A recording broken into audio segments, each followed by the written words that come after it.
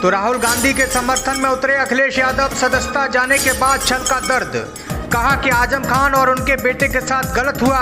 शासन प्रशासन की मदद से कई लोगों की सदस्यता ली है। तो आपको बता दें, समाजवादी पार्टी के अध्यक्ष अखिलेश यादव ने राहुल गांधी की लोकसभा सदस्यता छिन जाने पर करारा हमला बोला है। उन्होंने सीधे भारतीय जनता पार्टी को निशाने पर लिया है।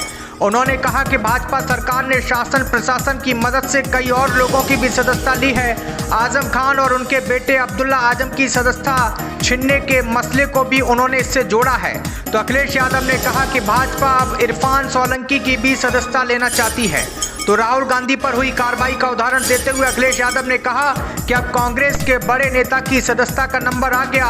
उन्होंने कहा कि भाजपा सदस्यों की जांच हो तो उनकी भी सदस्यता जाएगी। वहीं प्रधानमंत्री नरेंद्र मोदी के वाराणसी दौरे पर भी अखिलेश यादव ने तंज कसा है। उन्होंने कहा कि अब वहां उद्घाटन होना चाहिए था, अब शिलान्यास किया जा रहा है। उन्होंने कहा कि ये सब 2024 को लेकर आयोजन किया जा रहा है।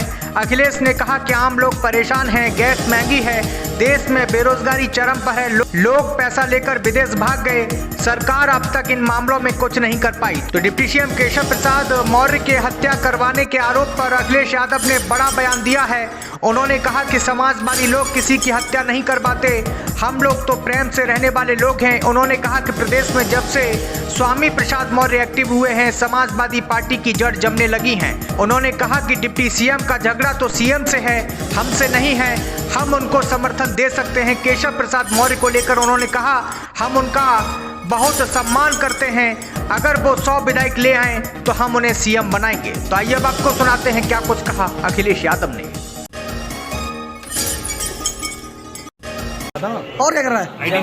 जब से भारतीय जनता पार्टी की सरकार उत्तर प्रदेश में आई है, उन्होंने प्रशासन और सरकार का साथ लेकर के पहले तो झूठे मुकदमे लगवाए और कई ऐसे मौके आए हैं जहां पर प्रशासन ने और शासन ने मिलकर के समाजवादी पार्टी के कई सदस्यों की सदस्यता ली है। आप याद कीजिए, मोहम्मद आजम खान साहब, उनकी सदस्यता गई, उनके बेटे अब्दुल्ला, उनकी सदस्यता गई।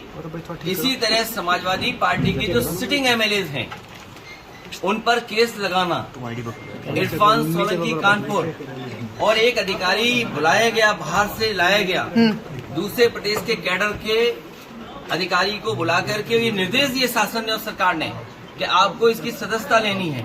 अभी 2 दिन पहले अगर आपको याद हो, विधायक इरफान ने खुद कहा कि ये मेरी सदस्यता लेना चाहते हैं, किसी वजह से अन्याय कर रहे हैं।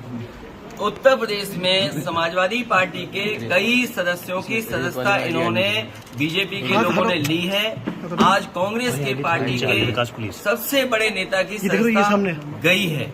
और अगर हम इसी तरह देखेंगे, अगर ऐसे मुकदमे देखेंगे तो बीजेपी वालों की तो कईयों की सदस्यता नहीं बचेगी। जो भाषा या जिस तरह के उनके स्टेटमेंट्स हैं, अगर उन पर सच्ची कार्रवाई हो जाए तो बहुत सारे भारतीय जनता पार्टी के सदस्यों की भी सदस्यता चली जाएगी। ये जानबूझ करके जो असली मुद्दे हैं, महंगाई, बेरोजगारी और इनके ही मित्र उद्योगपति जिन्होंने पैसा भारत का डुबाया है, उन पर ये बहस नहीं करना चाह रहे, उनसे